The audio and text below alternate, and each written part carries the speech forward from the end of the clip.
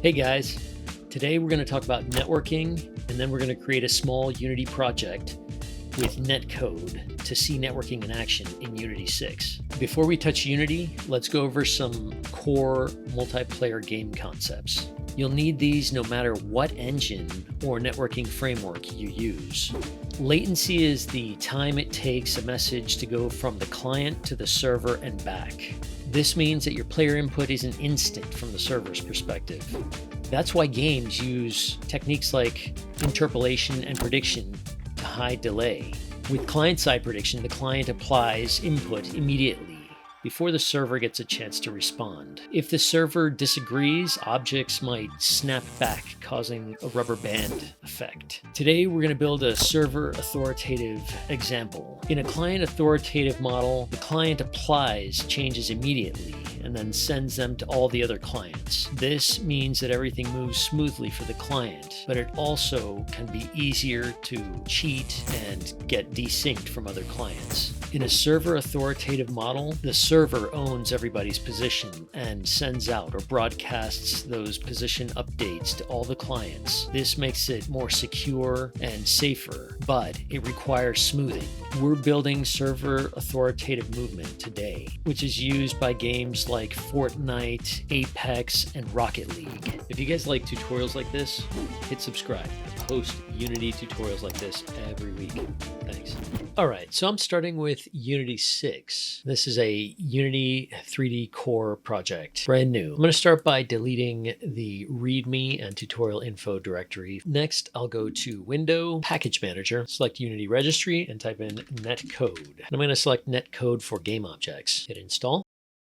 Once that's done, I'll type in transport and find Unity Transport, and it looks like it's already installed, potentially as part of Unity 6. Earlier versions, you may need to install this yourself. With that done, I'll close the window. Next, I'm going to create a Network Manager object. So I'll go to my hierarchy window, right-click, and hit Create Empty. I'll call this Network Manager. And then under Add Component, I'll find Network Manager. Under the Network Manager, we'll select a transport, and you'll select Unity Transport. That adds a new component to the bottom here, a Unity Transport component. Next, we'll create a player prefab. So I'll right-click in the hierarchy and select 3D object capsule. Call this player. We'll reset the transform and we'll turn it into a prefab by dragging it into our assets folder. On my assets folder, I'll right-click, hit create folder, name this prefabs. Drag the player prefab into the prefabs folder. Select the network manager and drag the player into the default player prefab slot. Double-click on the player prefab, set its Y position to 1. Right-click in the hierarchy, let's add a 3D object plane. This will be our ground. Right-click on transform, hit reset. Set scale X to 5, scale Z to 5.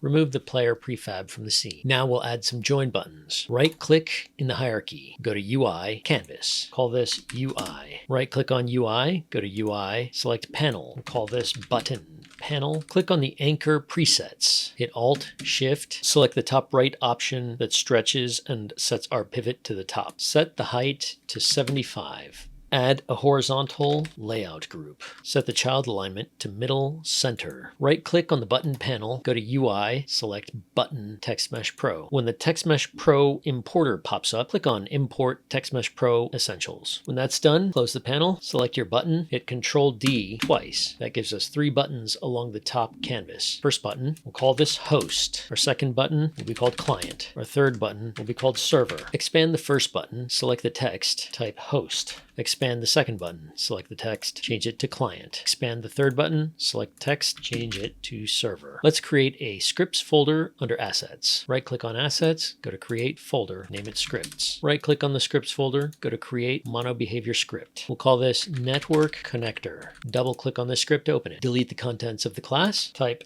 public void host, open close paren, equals greater than network manager dot singleton dot start host. Next line, public void join equals greater than network manager dot singleton dot start client. And last line, public void server equals greater than network manager dot singleton dot start server. Save this. Let's go back to Unity. Let's select our network manager game object in the hierarchy and drag our network connector onto the game object. Now let's connect our buttons to our network connector. Select the host button. Find the on-click event. Hit play plus. Drag the network manager into the object slot. Select the no function dropdown, find network connector, and find the host method. Select client, hit the plus. Again, drag the network manager into the object slot, drop down the function, and find join. And finally, let's work with the server. Let's add a new on-click event. Drag the network manager into the object slot, and the drop down for the network connector, and select server. Next, let's create our authoritative player script. Right-click on scripts, go to create mono-behavior script. Call this authoritative player. Double-click to open it in Visual Studio. Delete the start method, and let's create a serialized field. Serialized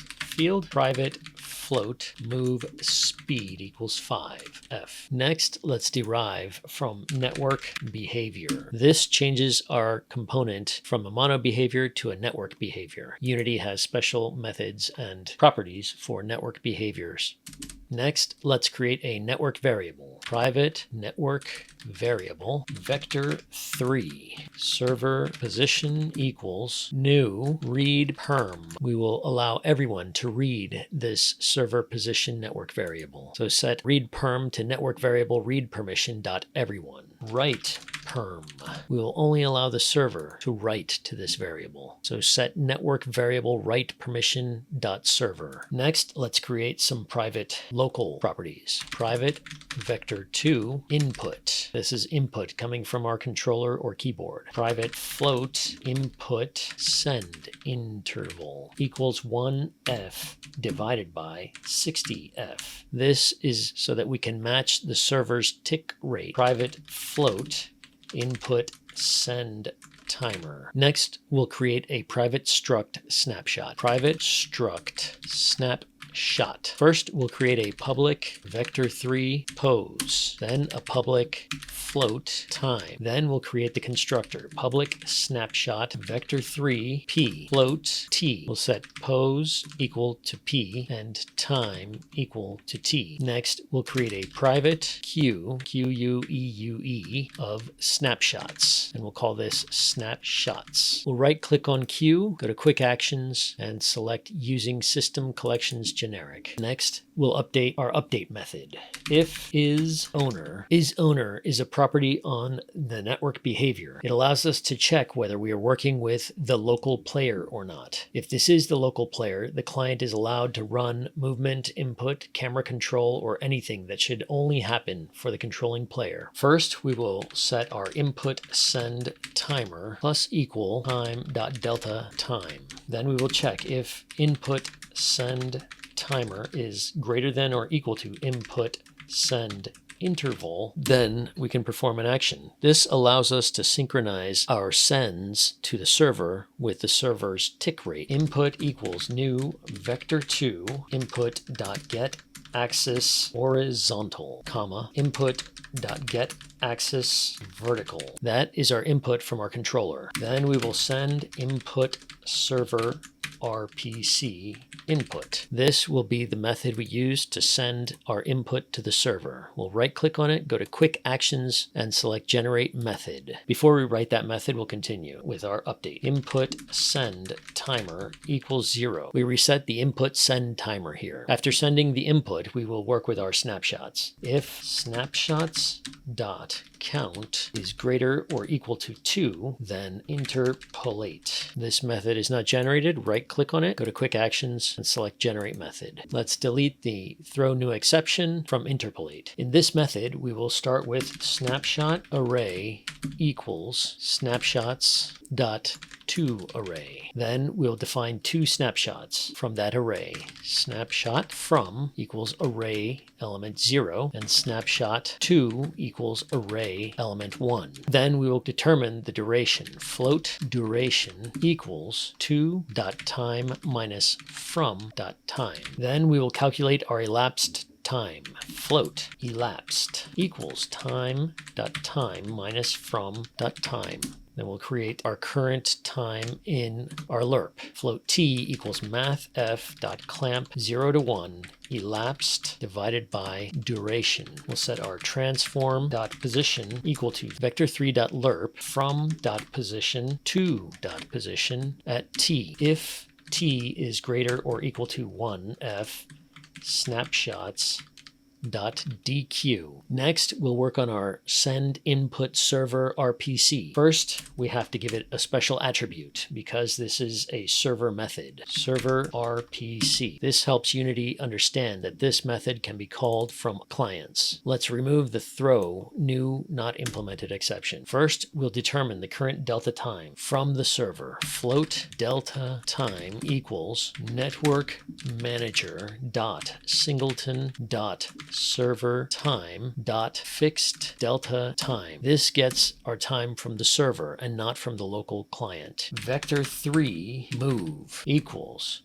new vector3 input.x, 0f input.y times move speed times delta time. Vector3 target pose equals transform dot position plus move. Next, we'll perform very basic server-side validation. If move dot magnitude is less than or equal to 0.5f, then transform dot position equals target pose. Server position dot value equals target pose. This assigns the new position from the server to the current transform position and the server position network variable. Next, we'll create a new method, public override void on network spawn.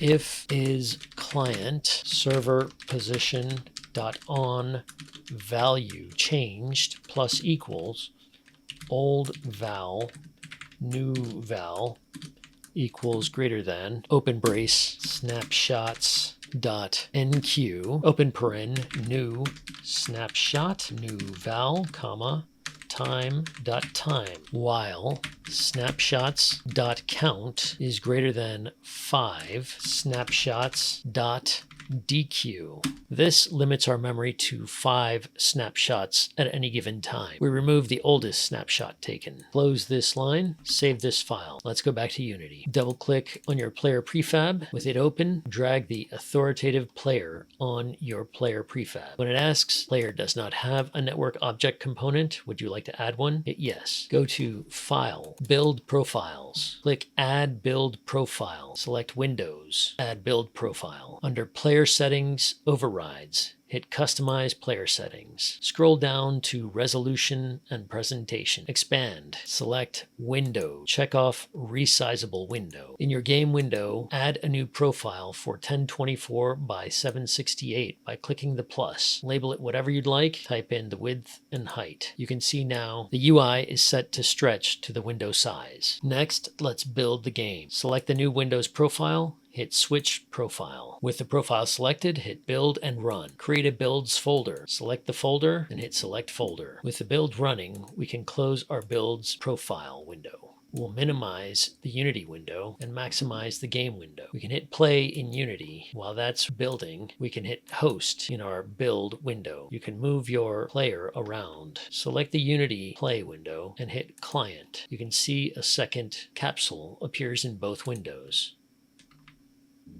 and the capsule is synchronized on both windows and moves smoothly, as is the host capsule.